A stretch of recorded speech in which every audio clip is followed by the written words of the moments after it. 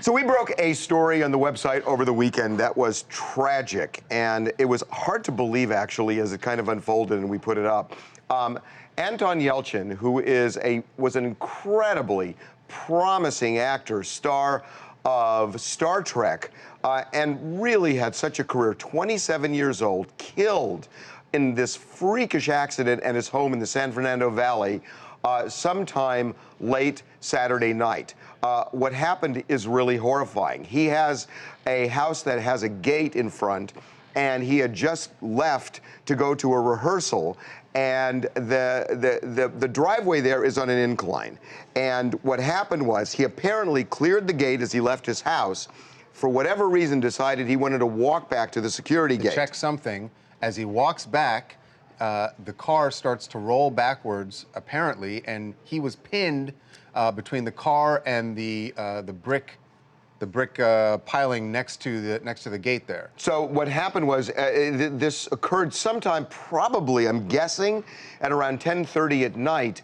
He was supposed to be at a rehearsal at 11, and when he didn't show up, his friends became concerned, then alarmed, and at about 1 in the morning, they went to the house and discovered his body. He was pronounced dead at the scene. There is a story behind this story with his Jeep Cherokee. This is nuts. So his specific Jeep Grand Cherokee Laredo is a 2015.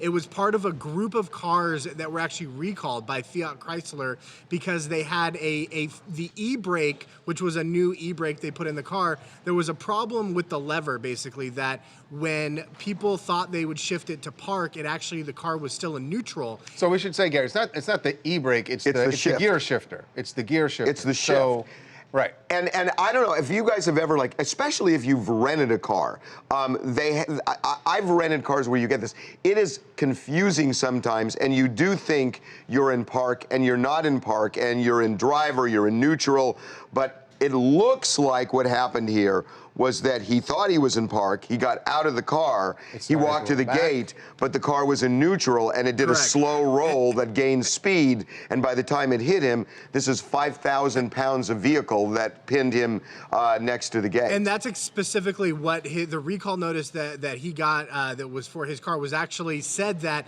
there have been injuries reported, and actually there was over 40 injuries that have been reported, that people would leave it in neutral and the car would strike them when they got out. So they sent that out. When did they sent it out a month ago? In May, they sent that initial recall. It was about a month ago. Yeah. So look, I mean, this is one of those classic situations, and I almost hate talking about lawsuits, but I at least want to mention it. But ultimately, you know this is going to end up in a lawsuit, and they will argue, or at least the family will argue, that this Jeep was defective, and the Jeep company will probably come back and say, look, we gave him notice a month before, and he could have gone to the dealership and said, fix this for me, but he didn't. Well, he did. Well, he didn't, or we should say we don't know, because it is possible, Harv, that he took the car in and the fix wasn't available yet. It's possible. We just found out from some sources who are connected to this whole recall process that Chrysler is going through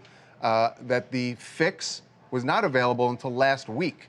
Just a few days before this accident happened. And yeah, and basically now there's a patch they put in that'll update the software in the car. Oh God, it's terrible. So if you open the door and you're in neutral, it'll automatically put it in a park. So one of the things we're waiting on, and we may have this by the end of the show, is I mean, it's just horrible to even think about. I know. But did he die instantly? Did he linger? Because apparently this wasn't in an area where neighbors could hear. Yeah, how far is it off the road? It's not close enough that people could hear. You don't have these next door neighbors on top of each other. Right. And, like you can see, this is a secured area. It's a security gate.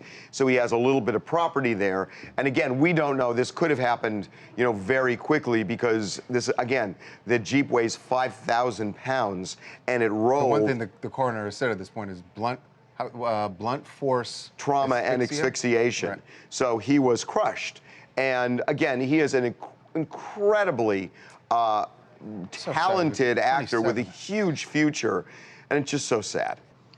Hi, my name is Amade Ugana. I'm calling from Chicago, Illinois, and I want to say that This is such a tragic accident. One, actors are so busy, so maybe he didn't have the time to actually get it checked out, but this is a real tragic issue, and I hope that Chrysler does something to prevent future accidents for this topic, so yeah. We got to move on, but I got to say, Charles and I were talking about this morning, that sometimes technology is not always a good thing.